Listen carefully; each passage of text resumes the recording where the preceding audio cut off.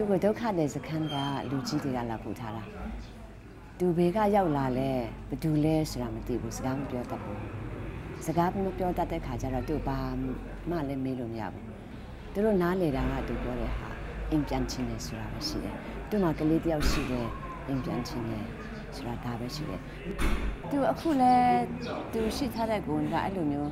ပမာစစ်သားပဲလို့ကျွန်တော်တို့ထင်တယ်ဘာလို့လဲဆိုတော့သူကဒါမျိုးဆိုပမာစစ်သားဒါမျိုးဆိုကြရေပေါ့အဲ့ခါကျတော့သူကဒါမျိုးလုပ်တယ်ဒါမျိုးပေါ့အရ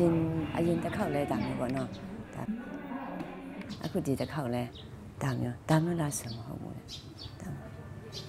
အဲ့စပမာစစ်သား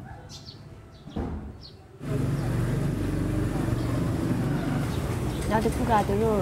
ဒီကျုံမှာထားတယ်ဆိုတာအဆင်မပြေဘူးတယောက်လာရင်လည်းနေပေါ့နော်အဲအကြောင်းဒီလိုမျိုးဒုက္ခရောက်တဲ့အမျိုးသမီးတွေတတ်တနေရမှာထားတယ်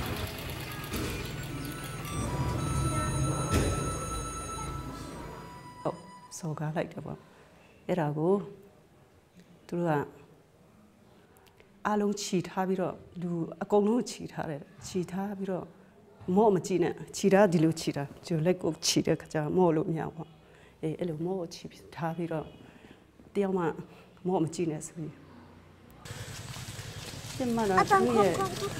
policy ကနေဒီကချင်လူမျိုးများအမြင့်ပြတ်အောင်စီတို့ကချိန်တာအဲ့ခါကျတော့ကဲကလေးတွေတွေ့ရင်လည်းကဲကလေးပဲမိမတွေ့ရင်လည်းကဲကတော့ပဲအမျိုးသမီးတွေဖြစ်နိုင်ရင်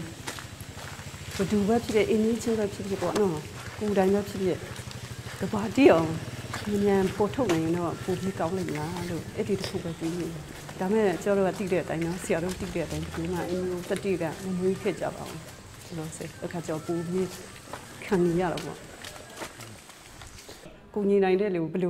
လူကိုညီနိုင်တဲ့လူဘလူကိုညီဖို့ပဲဗါလဲအကူတကြီးနဲ့မျောနေရတဲ့အချိန်ဖြစ်